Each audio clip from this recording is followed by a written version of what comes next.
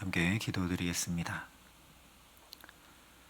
아버지 하나님, 주님만 사랑함으로 살아야 함에도 불구하고 우리의 형편과 상황 때문에 또 흔들리는 마음 때문에 주님을 올곧게 또 오롯이 사랑하지 못함을 긍휼히 여겨 주시옵소서. 우리가 주님을 사랑하는 것 아니라 주님이 우리를 지극히 사랑하심을 믿음으로 오늘도 살아갈 수 있도록 이 시간 말씀하여 주시고 임재하여 주시고 역사하여 주시옵소서. 예수님 이름으로 기도합니다. 아멘. 오늘 우리에게 주시는 하나님 말씀은 사무엘하 6장 16절부터 23절의 말씀입니다.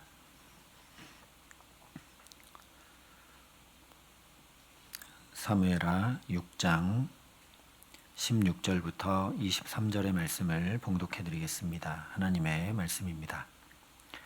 여호와의 궤가 다윗성으로 들어올 때에 사울의 딸 미갈이 창으로 내다보다가 다윗 왕이 여호와 앞에서 뛰놀며 춤추는 것을 보고 심중에 그를 업신 여기니라. 여호와의 궤를 메고 들어가서 다윗이 그것을 위하여 친 장막 가운데 그 준비한 자리에 그것을 두매 다윗이 번제와 화목제를 여호와 앞에 드리니라. 다윗이 번제와 화목제 드리기를 마치고 만군의 여호와의 이름으로 백성에게 축복하고 모든 백성 곧 온 이스라엘 무리에게 남녀를 막론하고 떡 한 개와 고기 한 조각과 건포도 한 덩이씩 나누어 주매 모든 백성이 각기 집으로 돌아가니라. 다윗이 자기의 가족에게 축복하러 돌아오매 사울의 딸 미갈이 나와서 다윗을 맞으며 이르되 이스라엘 왕이 오늘 어떻게 영화로우신지 방탕한 자가 염치 없이 자기의 몸을 드러내는 것처럼 오늘 그의 신복의 계집종의 눈 앞에서 몸을 드러내셨도다 하니 다윗이 미갈에게 이르되 이는 여호와 앞에서 한 것이니라. 그가 내 아버지와 그의 온 집을 버리시고 나를 택하사 나를 여호와의 백성 이스라엘의 주권자로 삼으셨으니 내가 여호와 앞에서 뛰놀리라. 내가 이보다 더 낮아져서 스스로 천하게 보일지라도 내가 말한 바 계집종에게는 내가 높임을 받으리라 한지라. 그러므로 사울의 딸 미갈이 죽는 날까지 그에게 자식이 없으니라. 아멘. 다윗이 예루살렘으로 언약궤를 옮겨오는 일을 통해 하나님 앞에 행하는 것이 무엇인지 함께 살펴보고 있습니다. 그 첫 번째는 바로 순종이고 두 번째는 회개 또는 기도였습니다. 세 번째, 하나님 앞에 행하는 것이 무엇인지 살피기 전에 오늘은 먼저 반대로 하나님 앞에 행하지 않는 것이 무엇인지 함께 살피며 은혜를 나누려고 합니다. 하나님 앞에서 행하지 않는 모습을 살피지 않고서는, 다시 얘기하면 지난 시간 말씀 나눴던 대로 베레스 우사, 하나님 없이 행하는 나를 쳐 복종시키는 회개로 나아갈래야 나아갈 수 없기 때문입니다. 하나님 앞에서 행하지 않는 첫 번째 모습은 우사에게서 찾을 수 있습니다.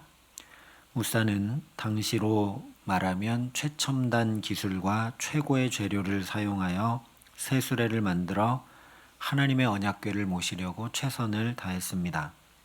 하지만 이것은 하나님의 말씀과는 전혀 상관없는 일이었습니다. 언약궤는 제사장들이 어깨에 메어 이동해야 했기 때문입니다. 그런데 우사는 저 이방 블레셋이 했던 것과 똑같이 새 수레를 만들어 거기 언약궤를 싣고 나아갔습니다. 그러니 하나님 앞에서 행하지 않는 첫 번째 모습은 바로 말씀이 아니라 세상의 가치와 방법을 따르는 것임을 우리가 알게 됩니다.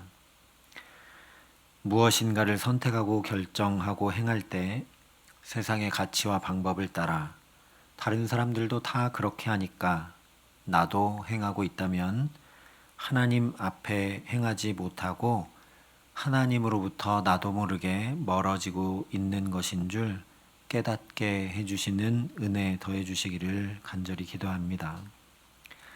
이 우사의 모습을 통해 알 수 있는 두 번째 회개해야 할 모습은 자기의, 자기 공로, 자기 자랑, 자기 소견에 옳은 대로 행하는 것입니다.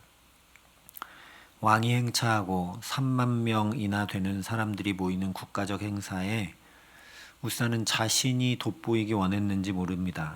추측이 아니라 3절에 보면 우사와 아효가 그 세 수레를 몰았다 말씀합니다.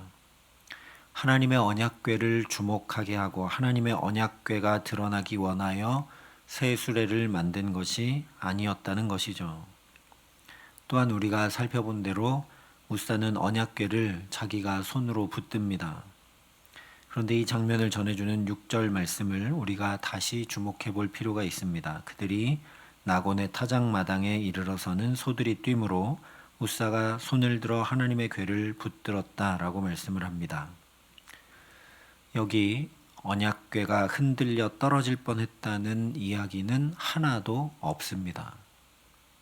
물론 정황상 그랬기 때문에 우사가 곧바로 언약궤를 붙잡았겠지만 다시 생각해보면 그렇지 않다는 걸 알게 됩니다.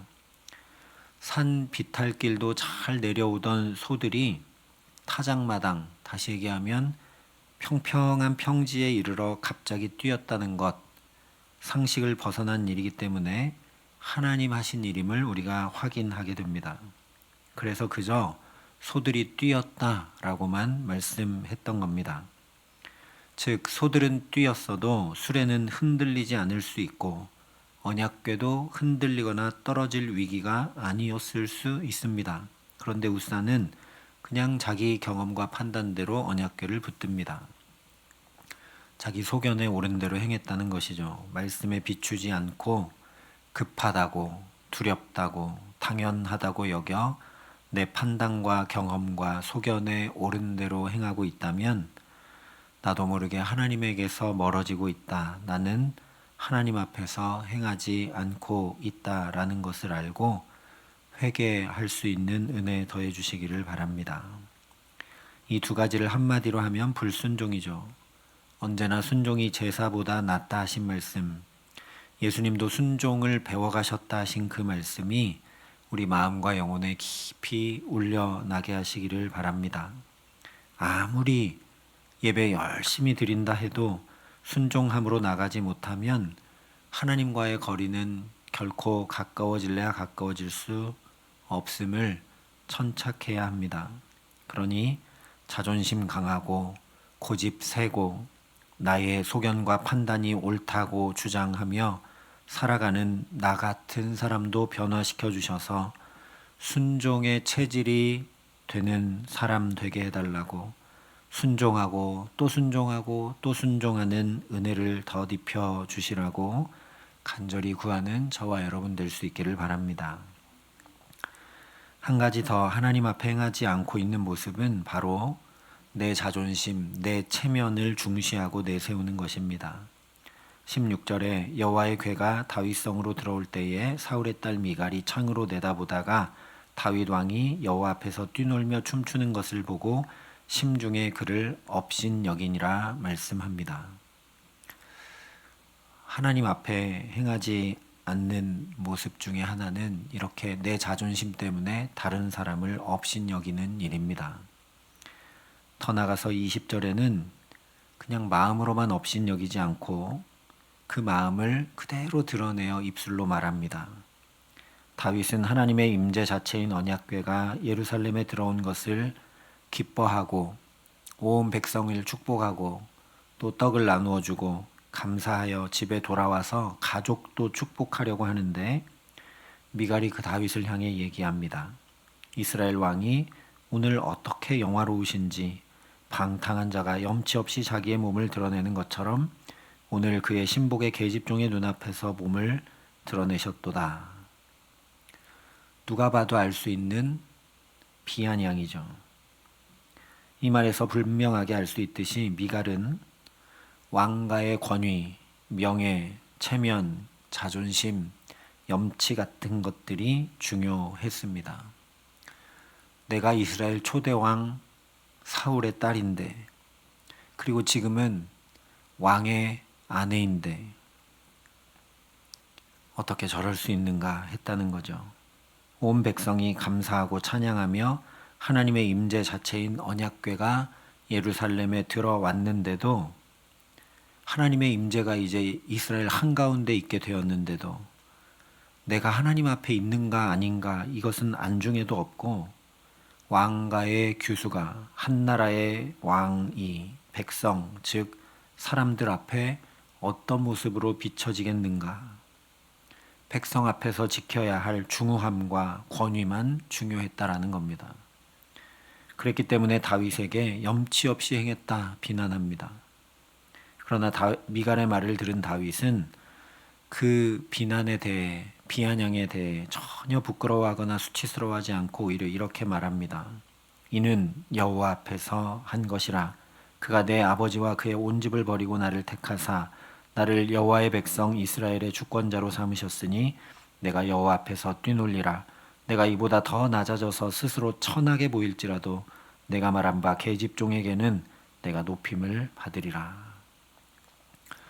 지금 다윗이 말하는 것 그대로 하나님 앞에서 행하고 있다면 감히 나의 자존심, 체면, 염치 이런 것 내세울래야 내세울 수 없습니다.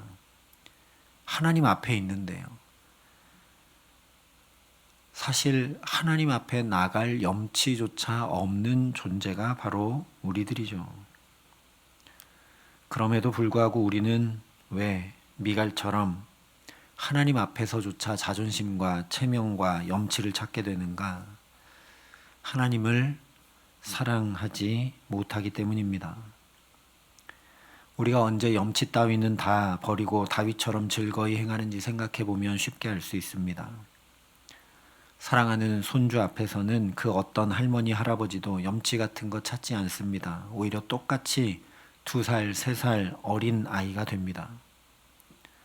그런데 의지를 발동하고 결심해서 그렇게 하는 것 아니라 너무나 당연하고 오히려 그렇게 염치를 내려놓고 아이와 똑같이 하는 것이 즐겁고 행복하기 때문에 그렇게 합니다.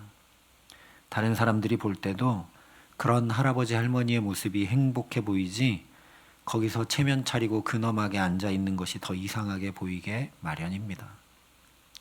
마찬가지로 하나님보다 다른 것을 더 사랑하기 때문에 우리에게서 미갈처럼 염치, 체면, 권위, 명예, 자존심 지키려 하는 모습들이 나타나게 된다는 말씀입니다. 염치 없지만 그럼에도 불구하고 주님 사랑하여 또 주님 앞에 나갔던 베드로처럼 내가 나를 사랑하느냐 물으실 때 염치 불구하고 주님께서 아십니다 답했던 베드로처럼 오늘도 우리 염치 없지만 염치 불구하고 예 제가 또 주님 사랑하겠습니다 하는 그 중심 가지고 살아가게 하시기를 간절히 기도합니다. 그래서 오늘 다윗과 같이 그 어떤 것에도 주님 사랑하는 기쁨을 빼앗기지 않는 복된 삶을 살아가게 하시기를 예수님의 이름으로 간절히 축원합니다. 함께 기도하시겠습니다. 아버지 하나님, 하나님 앞에 살아가는 것 자체가 염치 없는 죄인임에도 불구하고 어느 순간 또 내 자존심, 내 체면, 내 권위를 찾는 우리들 긍휼히 여겨 주시옵소서. 그럼에도 불구하고 주님의 사랑이 우리 모든 허물을 다 덮고도 남기에 성령께서 이것을 가르쳐 주시고 깨닫게 하시고 또 바라보게 하시기에 염치 불구하고 이렇게 또 주님 앞에 나아가오니 오직 주님의 사랑을 힘입고 덧입게 하시고 우리 또한 주님을 사랑하는 그 주님을 사랑하는 마음을 그 어떤 것에도 빼앗기지 않는 오늘을 주와 함께 살아감에 부족함 없도록 이 기도의 시간 우리 모두와 함께하여 주시옵소서. 이제는 주 예수 그리스도의 은혜와 하나님의 사랑과 성령님의 교통하심이 주님을 사랑하는 기쁨을 그 어떤 것에도 빼앗기지 않을 수 있도록 주의 도움받아 살기를 소원하고 결단하는 여기 모인 모든 주의 성도들과 사랑의 빛교 모든 교우들과 이 나라 이 민족과 이 귀한 복음을 오늘도 세계 만방에 전하시는 선교사님들 가운데 이제로부터 영원토록 함께 하시기를 간절히 축원하옵나이다. 아멘.